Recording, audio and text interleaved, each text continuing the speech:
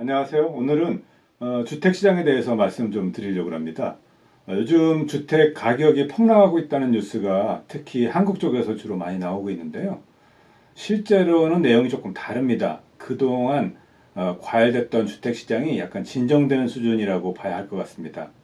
오히려 주택시장은 다른 자산시장, 즉 주식이나 채권에 비한다 그러면 상당히 선방하고 있다. 이렇게 저는 생각하고 있습니다. 근거가 되는 통계나 숫자들은 이제 뒤에 가서 보도록 하시고요. 먼저 주요 부분들을 썸머리를 제가 말로 설명을 드리겠습니다.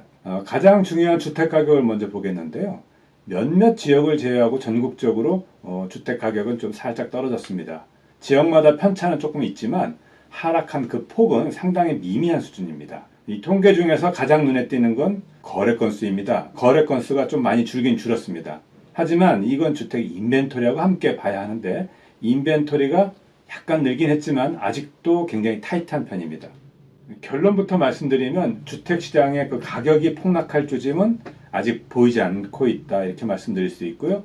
그 근거를 몇 가지 되겠습니다. 첫 번째, 인벤토리가 늘어나면서 거래가 줄어야 하는데 아직 인벤토리가 굉장히 타이트한 편입니다. 두 번째는 리스팅이 마켓에 나와 있는 평균 데이즈 온 마켓 DOM이라고 하는데요. 아직도 짧습니다. 현재 정도 인벤토리로는 수요가 아직 더 있다는 뜻이 됩니다. 세 번째, 이런 추세는 오버프라이스 된 거래를 봐도 알 수 있습니다. 셀러가 오퍼한 프라이스보다 더 비싼 가격에 팔리는 집이 지난달의 경우 전체 거래 중에서 25%를 차지했습니다. 네 채당 한 채꼴로 원래 가격보다 더 비싸게 팔리고 있는 겁니다. 세 번째도 마찬가지로 수요 측면인데요. 캐시 세일즈하고 투자용 주택 구입이 각각 전달보다 늘어났습니다. 특히 캐시 세일즈는 전년도보다도 늘어났습니다. 네 번째는 공급 측면입니다. 어찌 보면 가장 중요한 통계가 아닌가 싶은데요. 차압이나 숏세일로 넘어간 디스트레스트 세일이라고 하는 것이 역사상 최저 수준에 있습니다. 전체 거래 1%밖에 안 되는 지금 차압 매물이고요. 이렇게 차압 비중이 매우 낮다는 것은 당분간 주택 공급이 확 늘어날 가능성은 매우 적다는 뜻이 되겠습니다. 다섯 번째도 다시 공급 측면인데요. 신규 주택 완공만 약간 늘었을 뿐 그 미래를 내다보는 퍼밋 신청하고 주택 착공 건수가 떨어졌습니다.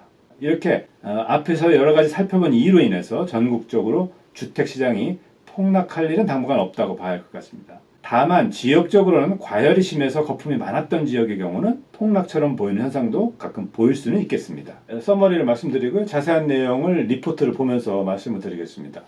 먼저 NAR 전국 중개인협회 자료를 먼저 보겠습니다. 이 자료는 매월 18일쯤 발표되는데요. 전체 주택 매매되는 거에 90%를 커버하고 있는 거라서 가장 정확한 자료라고 할 수 있겠습니다. 먼저 거래 건수입니다. 지난달의 경우 연율 환산으로 443만 채가 좀 저조하죠. 팔렸습니다. 10월이 약간 비수기이긴 하지만 많이 줄어든 건 사실입니다. 이번 통계 중에서 가장 뚜렷하게 수치가 차이가 나는 그런 부분입니다. 숫자 자체만으로는 2020년 팬데믹이 일어났던 3월과 비슷한 수준으로 떨어졌습니다. 그리고 추세도 중요한데 연 9개월째 하락하고 있습니다. 그리고 전달 대비는 5.9% 감소하고 작년 10월 같은 기간에 비하면 28.4% 감소했습니다. 거래가 이렇게 줄어들게 되니까 관련된 업계에는 상당히 지금 불경기입니다. 부동산에 관계된 업종이 굉장히 많은데요. 주택융자, 모기지, 타이틀, 에스크로, 공정, 감정 이런 모든 관련 업계가 아주 극심한 고전을 면치 못하고 있습니다. 이렇게 부동산 시장이 쿨다운된 거는 사실입니다. 그런데 다른 통계를 들여다보면 주택 경기 자체가 심한 침체로 빠질 그러한 사안은 없습니다. 수요는 아직 살아있고요. 공급은 늘어날 조짐이 없기 때문입니다. 그래서 작은 하락세 정도는 있을지 몰라도 급락하는 침체는 현재로서는 예상하기 어렵다고 하겠습니다. 다른 통계를 좀 보겠습니다. 우선 가격입니다. 전국 주택 중간 가격은 37만 9천 달러로 피크를 이뤘던 지난 6월 41만 3,800달러보다는 다소 떨어졌습니다. 하지만 4개월 동안 8% 떨어진 것에 불과합니다. 주식시장으로 말하자 그러면 하루에 떨어지는 하락폭에 불과합니다. 또 지난해 10월에 비하면 아직도 오른 가격입니다. 지난해 10월에 비해서 6.6%가 아직 올라있는 상태입니다. 물론 상승폭은 시간이 갈수록 점점 떨어지고 있는 추세이긴 하지만 상당히 이 추세도 완만한 편입니다. 맨 앞에 말씀드렸던 주택 거래 건수는 사실 인벤토리와 마켓에 얼마나 리스팅이 오랜 기간이 있느냐를 함께 봐야 할 것 같습니다. 인벤토리는 지난해 2.4개월에서 3.4개월로 늘어났습니다. 이건 현재 거래 페이스대로 간다 그러면 현재 인벤토리를 소화할 수 있는 기간을 얘기한 겁니다. 하지만 지난달 거래가 워낙 적었기 때문에 일시적인 착시 현상이라고 볼 수도 있겠습니다. 아직도 인벤토리는 상당히 타이트한 편입니다. 다른 통계를 한번 보겠습니다. 토탈 리스팅은 6년 내 최저 수준이고요. 액티브한 리스팅은 약간 높지만 비정상적이었던 지난 2년간을 제외하고 팬데믹 이전의 정상적인 기간에 비한다고 그러면 아직도 훨씬 적은 상태입니다. 또 새로 리스팅으로 나오는 집도 최근 6년 새 가장 적은 편입니다. 결과적으로 리스팅의 공급이 매우 적다는 말이 되겠습니다. DOM, 데이즈 온 마켓도 보셔야 하는데요. 평균적으로 60일에서 90일 존에 역사적으로 걸쳐 왔었습니다. 그러나 현재는 보시다시피 이거보다 한참 아래는 50일 선에 최상단이 걸쳐 있습니다. 다른 통계를 보겠습니다. 최근 6년간 YTD로 1월부터 10월까지 통계를 보는 건데요. 노란색이 올해입니다. 50일 선이면 여기 보시면 지난해보다는 6일 정도 더 늘어난 거지만 이거 말고 2017년부터 2020년까지를 비교한다 그러면 매우 낮은 수준입니다. 기타 다른 통계들입니다. 퍼스트 홈 바이어를 제외하고는 다 설명드린 건데요.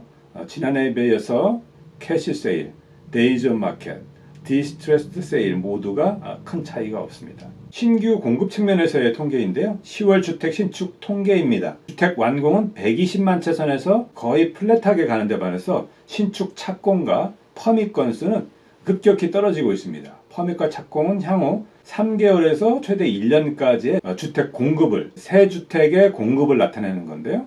이거 말고도 빌더들, 주택 개발업자들의 심리 지수가 최근 굉장히 떨어지고 있습니다. 그렇다면 투자에 굉장히 소극적으로 나온다는 건데요. 그래서 내년도 신축 주택의 공급은 상당히 떨어질 걸로 이렇게 예상하고 있습니다. 부동산 중개인협회 NAR의 로렌스 윤, 이제 한국분이시죠. 이 수석 이코노미스트가 커멘트한 건데요. 커멘트를 잠깐 보면 인벤토리 상황을 위주로 해서 이번 보고서에 대한 전체적인 커멘트를 했습니다. 아직도 멀티플 오퍼가 많은데 그 이유는 인벤토리가 타이트하기 때문이라고 말할 수 있습니다.